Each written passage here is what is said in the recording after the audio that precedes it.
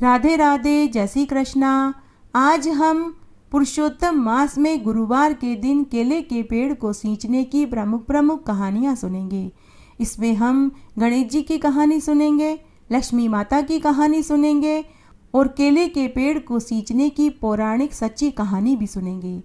अगर आप गुरुवार का व्रत करते हैं तो साथ में आपको विष्णु भगवान, माता लक्ष्मी के साथ केले के पेड़ की पूजा करनी चाहिए। सुबह शाम घी का दीपक जलाना चाहिए और इन कथा कहानियों को सुनना चाहिए। ऐसा करने से आपको संपूर्ण फल प्राप्त होगा। लक्ष्मी जी की कहानी। एक बार एक गांव में एक साहूकार और साहूकारनी थी। उनके 3 बच्चे थे। साहूकार बहुत समझदार व धार्मिक प्रवृत्ति का था, लेकिन साहूकारनी बड़ी ही दरिद्र थी। वह न तो सुबह जल्दी उठती थी, न ही झाड़ू पोछा करती थी और न ही समय पर स्नान करती थी, न ही वह अपने बच्चों को नहलाती धुलाती थी। साहूकार ने कई बार अपनी पत्नी को समझाया कि भगवान सुबह ब्रह्म मुहूर्त में उठकर झाड़ू बुआरी लगाया करो, स्नान करने के बाद ठाकुर जी की पूजा किया करो, उसके बाद ही चौके में जाया करो, बच्चों को भी सुबह जल्दी ही नहलाया धुलाया करो। देखो हमारा घर कितना गंदा रहता है। जिस घर में इतनी गंदगी रहती है वहाँ बरकत नहीं होती। वह घर बीमारी का घर होता है। घर में अन्न धन की कमी हो जाती है। माता लक्ष्मी का उस घर में वास नहीं होता जिस घर में गंदगी का ढेर होता है। लेकिन उसकी पत्नी पर जूं भी नहीं रेंगती थी। वह बड़ी ही आलसी और सुस्त प्रवृत्ति की थी। उसका नाम चंदा था। तब एक दिन की बात है, वह शाम के समय परचूनी की दुकान पर सौदा खरीदने जा रही थी। यह कहानी उस जमाने की है जब लाइटें नहीं होती थी। गांव में अंधेरे में एक स्थान से दूसरे स्थान पर जाना होता था तो लालटेन लेकर ही आया जाया करते थे। चंदा लालटेन लेकर जा रही थी।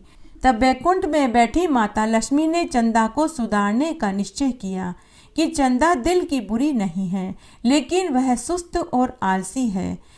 तब माता लक्ष्मी ने एक सुंदर महिला का रूप धरा और वहीं पहुंच गई जहां चंदा बाजार में जा रही थी। तब पीछे से माता लक्ष्मी ने चंदा से कहा कि अरे बहन, तुम कहाँ जा रही हो? जरा मुझे भी लालटेन की रोशनी दिखा दो, मुझे भी गली पार जाना है।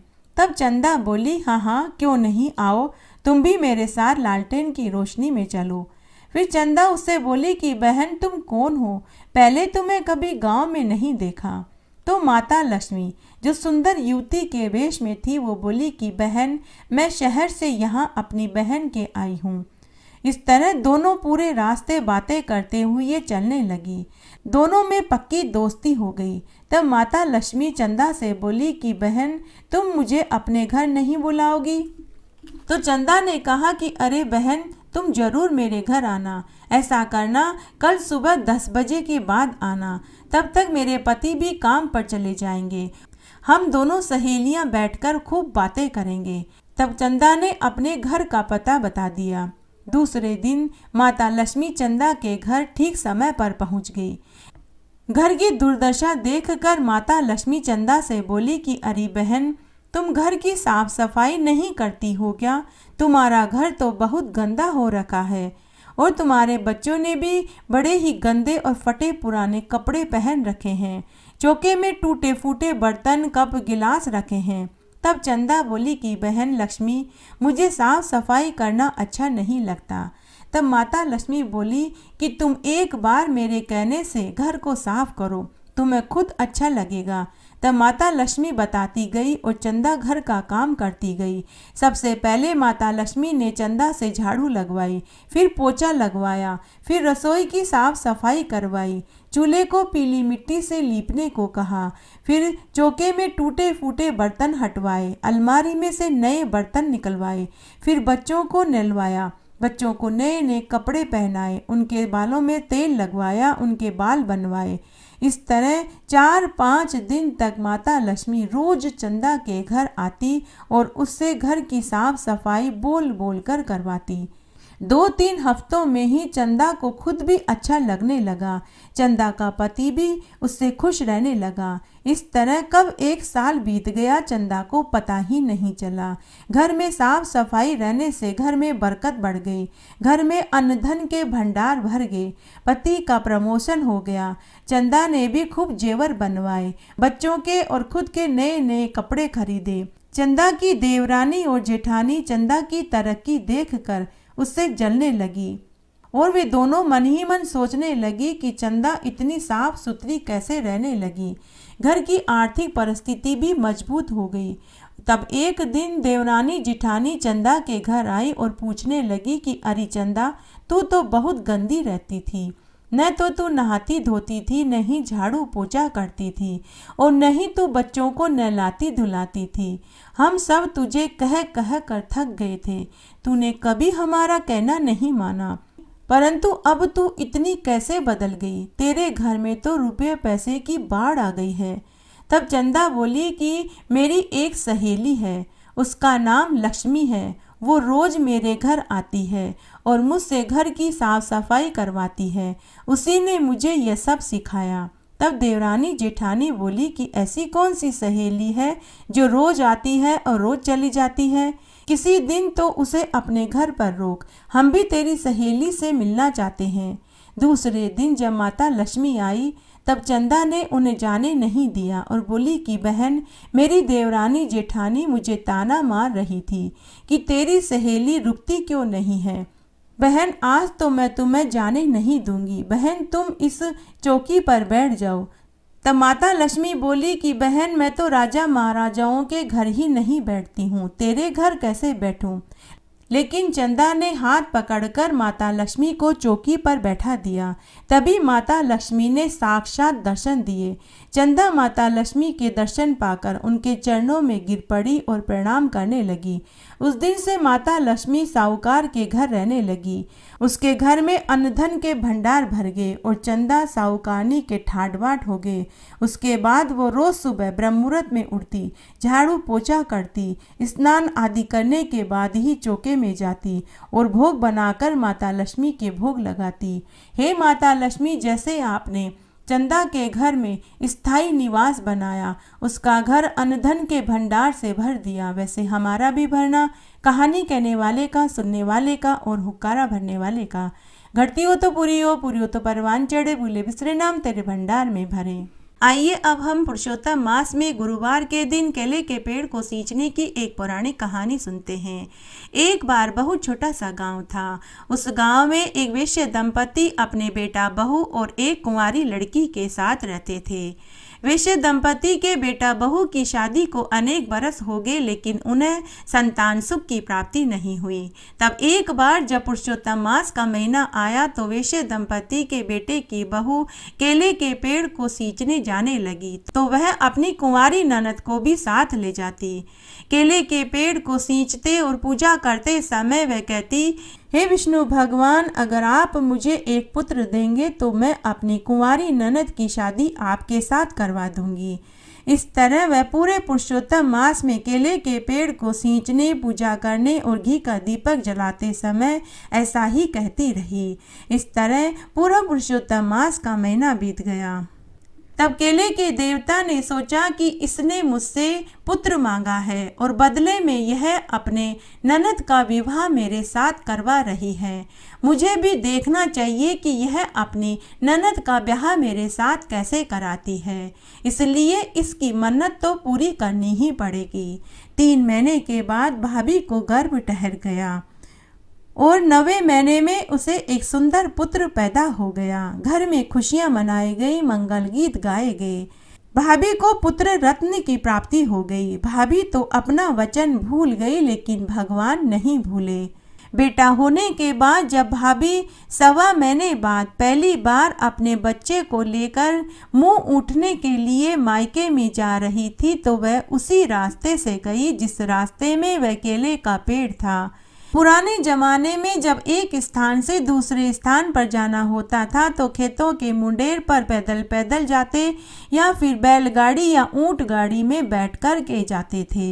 जब भाभी केले के पेड़ के नीचे से गुजरी तो पेड़ में से आवाज आई कि अरे तूने कहा था कि मुझे बेटा दे दो तो मैं अपनी कुंवारी ननद का ब्याह आपके साथ करा दूंगी। अब तू अपनी बोलारी पूरी कर। भाभी ने आस पास देखा तो उसे कोई दिखाई नहीं दिया। तभी केले का पेड़ जोर जोर से हिलने लगा। यह देखकर भाभी डर गई। उसे अपनी कही हुई बात याद आ गई। वह अपने बच्चे को लेकर जल्दी जल्दी अपने मायके में आ गई। जितने दिन भी वह मायके में रही बड़ी बेचैन रही। तो मायके में भाभी के माता पिता और भाई बहनों ने पूछा कि तू इतनी परेशान क्यों है, लेकिन उसने किसी को कुछ नहीं कहा। कुछ दिन मायके में रहने के बाद जब भाभी ससुराल आई तो वह उस रास्ते से नहीं आई जिस रास्ते में वह केले का पेड़ था। वह दूसरे रास्ते से ससुराल आ गई। ससुराल आने के बाद भी वह परेशान रही। तब भाभी के सास ससुर और पति ने पूछा कि जब तुम यहाँ से मायके गई थी तो बहुत खुश थी, लेकिन मायके से आने के बाद तुम बहुत उदास लग रही हो। क्या मायके वालों में से किसी ने कुछ उल्टा सीधा तो नहीं कह दिया? तब भाभी ने हंसते हुए कहा कि किसी ने कुछ नहीं कहा। पिछले कुछ दिनों से मुझे कमजोरी महसूस हो रही है। तब सास ससुर और पति ने कहा कि तुम कुछ दिन आराम करो, हम घर के कामकाज के लिए नौकरानी लगा लेते हैं। तब घर के कामकाज के लिए एक नौकरानी लगा दी, लेकिन फिर भी भाभी दिन पर दिन सूखने लगी। उसकी भूख प्यास नींद सब गायब हो गई। परिवार में सब लोगों ने भाभी से कुरेद कुरेद कर पूछा, लेकिन उसने किसी को कुछ नहीं बताया। परिवार वालों ने अपनी बहू को डॉक्टर, नीम हकीम, वेद को दिखाया, लेकिन सब ने एक ही बात कही कि आपकी बहू एकदम स्वस्थ है, इसे कोई बीमारी नहीं है। तब एक बार की बात है, एक दिन घर के दरवाजे पर एक बहुत सुंदर नवयुवक आया। उसने वेश्य दंपति को प्रणाम किया और कहा कि मैं आपकी बहू का मुंह बोला भाई हूँ। भाभी को भीतर से बुलाया गया और पूछा कि तुम्हारा कोई मुंह बोला भाई आया है। भाभी कुछ नहीं बोली। वह दरवाजे पर देखने गई तो उसने पूछा कि भाई आप कौन है? मेरा तो कोई मुंह बोला भाई नहीं है। तब वह नव युवक धीरे से बोला कि भाभी मैं तो वही केले का पेड़ हूँ। मैं आपको याद दिलाने आया हूँ कि आप अपनी ननद से मेरा ब्याह कब करवाएंगी। भाभी थरथर कांपने लगी। तब तक वह नवयुवक भीतर साहूकार दंपति के पास आकर बैठ गया। उसने कहा कि माँ बाबूजी मैं बाहर गांव कमाने चला गया था जब मेरी बहन बहुत छोटी थी। मैं कुछ दिन पहले ही गांव वापस लौटा हूँ। मैं अपनी मुँह बोली बहन से मिलने चला आया। साहूकार दंपति बोले कि अरे साडू भाई आए हो तो कुछ दिन हमारे साथ हमारे घर पर ही रहो। इस तरह परिवार में उस नवयुवक का व्यवहार सबको बहुत अच्छा लगा। कुछ ही दिनों में वह सबका चहेता बन गया। तब साहूकार दंपति ने अपनी बहू के मुंह बोले भाई को अपनी लड़की के लिए पसंद कर लिया। बहू को जब यह पता लगा तो उसे बहुत खुशी हुई। उसकी परेशानी, उसका दुख अब खत्म हो चुका था। उसने खूब बढ़ चढ़कर विवाह की तैयारियों में भाग लिया। धूमधाम से विवाह संपन्न हो गया। मुंह बोला भाई अपनी पत्नी को साथ लेकर खुशी खुशी चला गया। इस तरह समय अच्छे से गुजरने लगा। जब पहला त्योहार आया तो साहूकार दंपति अपने बेटा बहू से बोले कि कल राखी का त्योहार है, तुम दोनों राखी बंधवाने अपनी बहन के ससुराल चले जाना। बेटे ने कहा कि ठीक है माँ बाबूजी, हम दोनों चले जाएंगे। यह सुनते ही भाभी के पैरों के नीचे से जमीन खिसक गई और ऊपर से आसमान सरक गया। वह सोच में पड़ गई कि मैं इन्हें लेकर कहाँ जाऊंगी। अब मैं अपने पति को लेकर कहाँ जाऊंगी। वह उसी समय केले के पेड़ के पास गई और विनती करने लगी कि हे केले के देवता, मेरी ननद से आपने विवाह किया। अब मेरे सास ससुर कह रहे हैं कि पहली राखी पर अपनी बहन के ससुराल राखी बंधवाने जाना। हे ईश्वर, मैं अपने पति को लेकर कहाँ जाऊं? तभी वहां आकाशवाणी हुई कि तुम अपने पति को लेकर इसी पेड़ के पास आ जाना, लेकिन 1.25 प्रहर से ज़्यादा देर मत रुकना। भाभी खुशी खुशी घर आ गई। रक्षाबंधन का दिन भी आ गया। भाभी अपने बच्चे और पति को लेकर उसी केले के पेड़ के पास पहुँचे तो उस केले के पेड़ की जगह बहुत सुंदर महल नुमा मकान खड़ा था। नौकर चाकर, हाथी, घोड़े, ऊंट सभी थे। भाभी भी देखकर आश्चर्य में पड़ गई। सुंदर नवयुवक व ननद बाई ठाठ की जिंदगी जी रहे थे। भाभी को देखते ही ननद गले लग गई और धीरे से भाभी से बोली कि भाभी, आपकी वजह से मुझे इतना सुंदर घर वर मिला है। मुझे आपके केले के पेड़ को सींचने का फल मिला है। बहन ने अपनी भाभी व भाई भतीजे के राखी बांधी तो भाभी ने भी अपने मुंह बोले भाई के राखी बांधी। 1.25 प्रहर का समय बीत गया। भाभी ने अपने पति से कहा कि अब हमें चलना चाहिए, बहुत देर हो गई है। लेकिन पति का मन इतनी जल्दी जाने का नहीं हो रहा था। तब भाभी बोली कि हमारा बच्चा परेशान हो रहा है, हमें चलना चाहिए। तब भाभी अपने बच्चे और पति को लेकर वापस घर की ओर आ गए। थोड़ी दूर आगे आने पर भाभी से उसका पति बोला कि मेरी छतरी तो तेरे भाई के घर ही रह गई है, चलो हम छतरी लेकर आते हैं। भाभी ने अपने पति को बहुत मना किया। कोई बात नहीं, अगर छतरी वहाँ रह गई है, वह आपकी बहन का घर है, वह छतरी आपकी बहन के काम आ जाएगी, हम दूसरी छतरी ले लेंगे। लेकिन पति नहीं माना। तब वे वापस उसी स्थान पर पहुँचे, लेकिन वहाँ पहले जैसा कोई महल माड़िया नहीं था। उजाड़ वन था, दूर दूर तक धूल उड़ रही थी। वहाँ एक केले का पेड़ था जिस पर छतरी लटक रही थी। भाई बहुत आश्चर्य में पड़ गया। उसने अपनी पत्नी से कहा कि कहाँ है तेरे मुंह बोले भाई का महल? कुछ क्षण पहले यहाँ सब कुछ ठाट बाट था। नौकर चाकर, हाथी, घोड़े, ऊंट थे। आलीशान महल नुमा मकान खड़ा था। अब वह सब कहाँ गायब हो गया? सच सच बता, तूने मेरी बहन की शादी किसी भूत प्रेत से तो नहीं करवा दी? तब पत्नी ने कहा कि आप पहले घर चलिए, मैं सब कुछ सच सच बता दूंगी। घर आने के बाद भाभी ने अपने पति और सास ससुर को पूरी सच्चाई बताई और कहा कि मेरी ननद की शादी तो भगवान से हुई है। यह सुनकर वैश्य दंपति बहुत खुश हुए और उसका पति भी बहुत खुश हुआ। हे पुरुषोत्तम भगवान, जैसे आपने केले के पेड़ को सींचने का फल भाभी को दिया, वैसे सबको देना। कहानी कहने वाले को, सुनने वाले को और हुकारा भरने वाले को। घटती हो तो पूरी हो तो परवान चढ़े, भूले बिसरे नाम तेरे भंडार में भरे। एक बार एक ब्राह्मण था, वह बहुत निर्धन था। उसके कोई संतान नहीं थी। उसकी स्त्री बड़ी ही मलिनता के साथ रहती थी। वह न स्नान करती थी, न ही किसी देवता का पूजन करती थी। सुबह उठते ही सबसे पहले वह भोजन कर लेती थी, अन्य काम बाद में करती थी।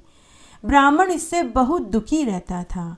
ब्राह्मण ने अपनी पत्नी को बहुत समझाया कि भगवान, सुबह उठकर सबसे पहले झाड़ू पोछा किया कर, स्नान किया कर और ठाकुर जी की पूजा किया कर और उसके बाद ही तू चौके में जाया कर। लेकिन ब्राह्मण की पत्नी पर अपने पति की बात का कोई असर नहीं होता था। तब एक बार भगवान की कृपा से ब्राह्मण की स्त्री के कन्या रूपी रत्न पैदा हुआ। वह कन्या अपने पिता के घर में बड़ी होने लगी।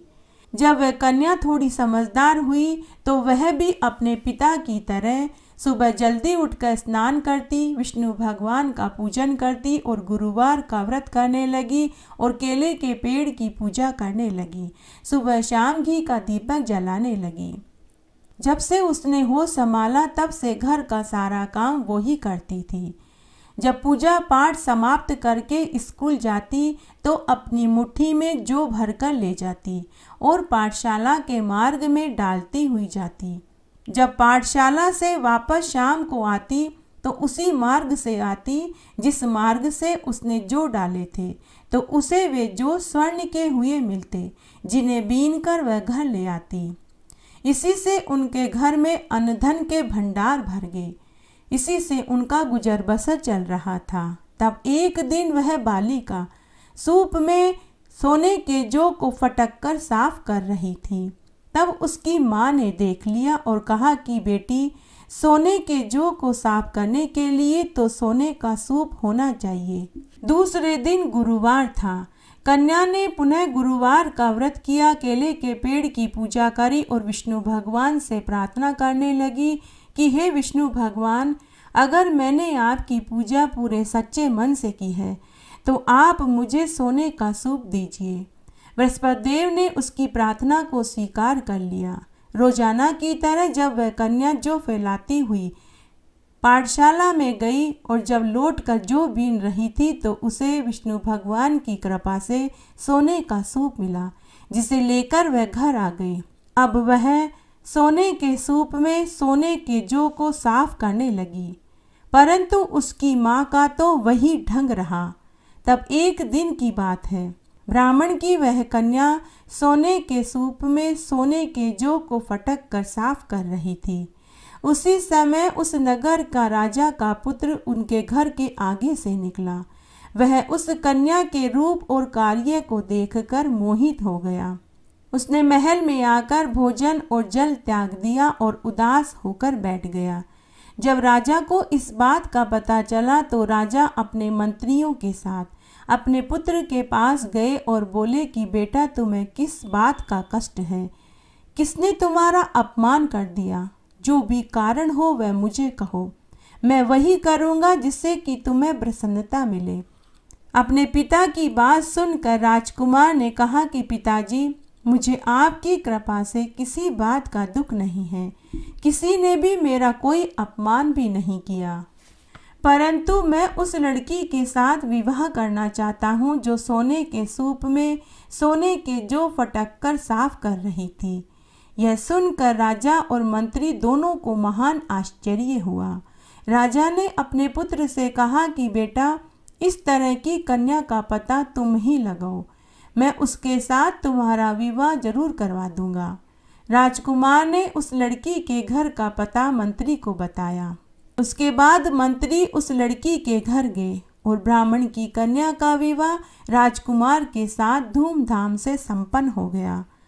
ब्राह्मण की कन्या के घर से जाते ही पहले की भांति ही ब्राह्मण देवता के घर में गरीबी का वास हो गया।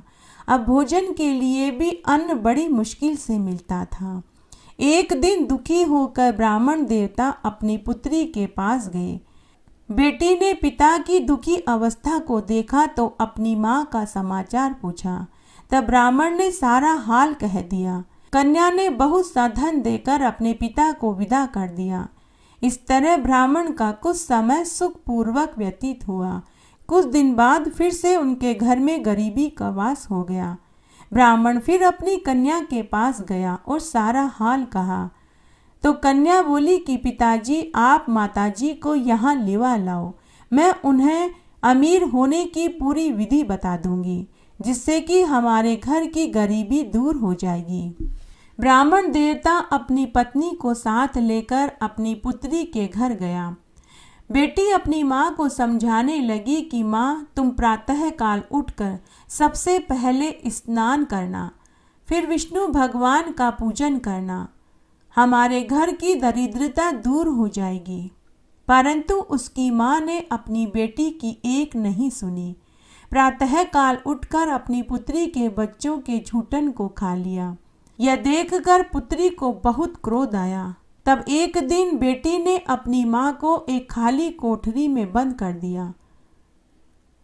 प्रातःकाल अपनी माँ को कोठरी में से निकाला, स्नान करवाया, पूजा पाठ करवाया, जिससे विष्णु भगवान की कृपा से उसकी माँ की बुद्धि भी ठीक हो गई। फिर वह भी प्रत्येक गुरुवार का व्रत रखने लगी और विष्णु भगवान और केले के पेड़ की पूजा करने लगी। गुरुवार के व्रत के प्रभाव से उसकी माँ भी बहुत धनवान और पुत्रवान हो गई। गुरुवार का व्रत करने से ब्राह्मण दंपति इस लोक के समस्त सुखों को भोग कर मरने के बाद स्वर्ग को प्राप्त हुए। एक बार एक गांव में एक साहूकार पति पत्नी थे। साहूकार की शादी के 6 वर्ष बाद एक लड़की पैदा हुई। साहूकार को पुत्र की बहुत इच्छा थी। उसने पुत्र के लिए खूब दान पुण्य और व्रत उपवास करे। साहूकारनी स्वयं भी विष्णु भगवान की परम भक्त थी। साहूकारनी हर गुरुवार को पूरी निष्ठा लगन से गुरुवार का व्रत करती, केले के पेड़ की पूजा करती, पीला खाती पीला पहनती, बिना नमक का भोजन करती, ब्रह्मचर्य का पालन करती, जमीन पर सोती। परंतु शादी के 10 बरस हो गए, लेकिन उन्हें पुत्र रत्न की प्राप्ति नहीं हुई। तब परिवार वालों के दबाव में आकर साहूकार ने दूसरा विवाह कर लिया। परंतु कर्म का लेख किसने पढ़ा है? दूसरी शादी के बाद भी साहूकार को दूसरी पत्नी से भी लड़की ही हुई। साहूकार की दूसरी पत्नी बड़ी ही चालाक और स्वार्थी थी। वह अमीर घर से थी। उसने आते ही पूरे घर पर कब्जा कर लिया। साहूकार की पहली पत्नी से वह सारा घर का कामकाज कराती, खेत खलियान का काम भी पहली पत्नी ही करती।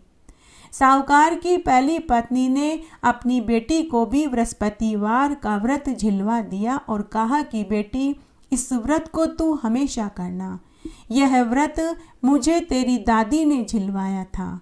अब यह व्रत मैं तुझे झिलवाती हूँ। जैसी माँ थी वैसी ही वह बेटी थी। बड़ी ही दयालु, शांत और धार्मिक प्रवृत्ति की थी।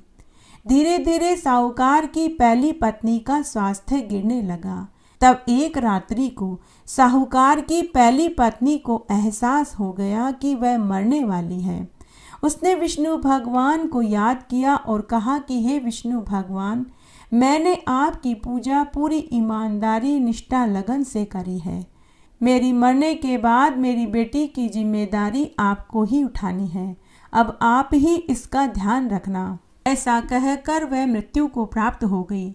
साहूकारनी की पहली पत्नी के मरने के बाद सौतेली माँ ने अपना सौतेलापन दिखाना शुरू कर दिया। वह अपनी सौतेली बेटी के साथ बुरा बर्ताव करने लगी। घर का सारा काम काज वह उसी से करवाती। ठंडा बासी रोटी उसे खाने को देती। सौतेली बेटी बड़ी ही समझदार थी। उसने घर की पूरी जिम्मेदारी उठा ली। वह विष्णु भगवान का पूजन करती, गुरुवार का व्रत रखती, पीला खाती पीला पहनती और केले के पेड़ की पूजा करती रही। इस तरह उसे कई बरस बीत गए। साहूकारनी की दूसरी पत्नी अपनी बेटी से घर का कोई कामकाज नहीं करवाती। उसे नए नए वस्त्र गहने पहनने को देती, अच्छा अच्छा भोजन खिलाती। इस तरह समय बीत रहा था। जब दोनों बेटियां विवाह लायक हुई तो साहूकारनी की दूसरी पत्नी खुद की बेटी के लिए अमीर लड़का ढूंढने लगी और सौतेली बेटी के लिए गरीब कंगला परिवार ढूंढने लगी।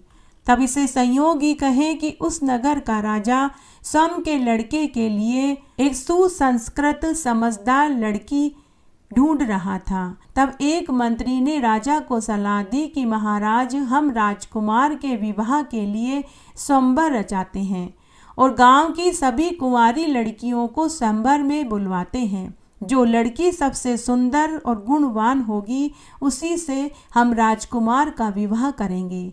राजा को यह सुझाव अच्छा लगा। तब राजा के सेवकों से राजा ने यह मुनादी करवा दी कि सभी माता पिता अपनी अपनी लड़कियों को आने वाले गुरुवार के दिन राजमहल में लेकर के आवें। राजा के बेटे का स्वयंवर रचा जा रहा है। जिस लड़की को राजकुमार पसंद करेगा उसी से राजा उसका विवाह करेंगे। यह समाचार सौतेली माँ ने भी सुना। उसे अब अपनी बेटी की शादी राजा के बेटे से करवाने की इच्छा हुई। उसने अपनी बेटी के लिए नए नए कपड़े खरीदे, नए नए गहने चप्पल खरीदे और सौतेली बेटी को पुराने कपड़े पहना दिए। लेकिन पुराने कपड़ों में भी सौतेली बेटी बहुत सुंदर लग रही थी। तब बैकुंठ में बैठे विष्णु भगवान ने सोचा कि साहूकार की पहली पत्नी मेरी बड़ी भक्त थी। उसने मरने से पहले अपनी बेटी की जिम्मेदारी मुझे सौंपी थी। अब अगर मैं उसकी जिम्मेदारी नहीं उठाऊंगा, उसका ख्याल नहीं रखूंगा, तो कलयुग में कौन मुझे मानेगा। उस नगर का राजा भी विष्णु भगवान का परम भक्त था। गुरुवार से पहले बुधवार की रात्रि को विष्णु भगवान ने राजा को स्वप्न में दर्शन देकर कहा कि हे राजा, कल तेरे पुत्र का स्वयंवर है। गांव की सभी लड़कियां आएगी। अगर तूने अपने बेटे का विवाह सुंदर से सुंदर लड़की से किया तो तेरा पुत्र शादी की पहली रात ही मर जाएगा। इसलिए तू अपने पुत्र की शादी स्वयंवर में जो सबसे काली लड़की हो उससे कर देना, तेरा अवश्य कल्याण होगा। तभी राजा की नींद खुल गई। राजा ने अपने स्वप्न वाली बात किसी से नहीं कही, यहाँ तक कि उसने अपनी पत्नी और पुत्र को भी नहीं कहा। लेकिन राजा उस स्वप्न से बेचैन हो गया। उधर सौतेली माँ ने अपनी बेटी को तो खूब अच्छे से तैयार किया, लेकिन सौतेली बेटी को पुराने कपड़े पहनाए और साथ में उसके मुंह पर कोयले की कालीख पोत दी। सौतेली बेटी बहुत रोई, अपनी सौतेली माँ के आगे खूब गिड़गिड़ाई। साहूकार ने भी अपनी पत्नी से कहा कि भगवान इसके साथ इतना जुर्म मत करो, तुम्हें एक दिन इसका फल भोगना पड़ेगा। एक बिन माँ की बच्ची के साथ ऐसा बर्ताव करना तुम्हें शोभा नहीं देता, तुम तो स्वयं भी एक बेटी की माँ हो। लेकिन साहूकारनी ने अपने पति को डांट दिया और बोली कि आप चुपचाप से एक कोने में जाकर के बैठ जाओ। उसके बाद सौतेली माँ ने अपनी सौतेली बेटी से कहा कि अगर तू ये कालिख वाली बात किसी से कहेगी तो मैं तुझे बहुत मारूंगी और तुझे खाने को भी नहीं दूंगी। तू पूरे समय घूंघट निकाल कर के रहना। तय समय पर सभी गांव वाले अपनी अपनी लड़कियों को लेकर महल में पहुंच गए। राजा महल में बहुत बेचैन था, इधर उधर चक्कर काट रहा था। उसे समझ में ही नहीं आ रहा था कि क्या करूं, स्वप्न वाली बात मंत्रियों को, बेटे को और पत्नी को बताऊं या नहीं। लेकिन अंत में राजा ने निश्चय किया कि मुझे स्वप्न वाली बात किसी से नहीं कहनी चाहिए। तब स्वयंवर शुरू हुआ। राज दरबार में बहुत सुंदर सुंदर लड़कियां अपने अपने माता पिता के साथ बैठी थी। तब उनमें एक लड़की घूंघट निकाल कर के बैठी थी। राजा सबसे पहले उस घूंघट वाली लड़की के पास गए। थोड़ा सा घूंघट खोला तो देखा वह बहुत काली दिखाई दे रही थी। राजा ने पुनः उसका घूंघट ढक दिया। तब राजा ने ऐलान किया कि घूंघट वाली लड़की से ही मैं अपने बेटे का विवाह करूंगा। तब धूमधाम से राजा ने अपने बेटे का विवाह घूंघट वाली लड़की से कर दिया। सौतेली माँ को बहुत गुस्सा आया। सभी गांव वालों ने भोजन खाया, आनंद लिया और सब अपने अपने घर चले गए। सुहाग रात्रि को जब राजकुमार ने घूंघट वाली लड़की जिससे उसका विवाह हुआ था उसका घूंघट हटा के देखा तो अपने पिता के निर्णय से वह बहुत क्रोधित हुआ। वह अपने माता पिता के कक्ष में गया और बोला कि पिताश्री, स्वयंवर में बहुत सुंदर सुंदर लड़कियां आई थी, लेकिन आपने मेरी शादी एक काली लड़की से क्यों करवाई। तब राजा ने अपने स्वप्न वाली बात अपनी पत्नी और बेटे को बताई। राजकुमार अलग कमरे में जाकर सो गया। उसने उस दिन सुहाग रात नहीं मनाई। दूसरे दिन सुबह जब दास दासियां नई राजकुमारी को स्नान घर में लेकर के गई तो वे सब भी अचंभित रह गई कि इतनी काली लड़की से राजा ने अपने बेटे की शादी क्यों करवाई है। राजा महाराजाओं में रानियों और राजकुमारियों को नहाने से पहले उपटन और सुगंधित इत्र व तेल की मालिश दासियों से करवाई जाती थी। तब नई राजकुमारी को भी स्नान कराने से पहले उसे उपटन लगाया गया। देखते ही देखते सारी कालिख हट गई और वह बहुत सुंदर दिखाई देने लगी। पूरे महल में ही नहीं, पूरी नगरी में यह खबर आग की तरह फैल गई। सभी नई राजकुमारी को देखना चाहती थी। तब नई राजकुमारी को दासियों ने स्नान कराने के बाद नए नए कपड़े और गहने पहनाए, राज दरबार में लेकर के आए। राजा रानी व राजकुमार ने घूंघट वाली लड़की को देखा तो वे बहुत खुश हो गए। वह इतनी सुंदर लग रही थी कि जैसे कोई अप्सरा ही हो। तभी वहाँ आकाशवाणी हुई कि राजा, तेरे लड़के पर जो दोष था वह अब दूर हो गया है। तूने काली लड़की से अपने बेटे की शादी करवाई और तेरे लड़के ने पहली रात्रि को अपनी पत्नी के साथ सोया भी नहीं। अब तेरा लड़का 100 साल जिएगा। यह उसके ऊपर दोष लगा हुआ था। उसी दोष को मिटाने के लिए मैंने तेरे लड़के की शादी इस काली लड़की से करवाई थी।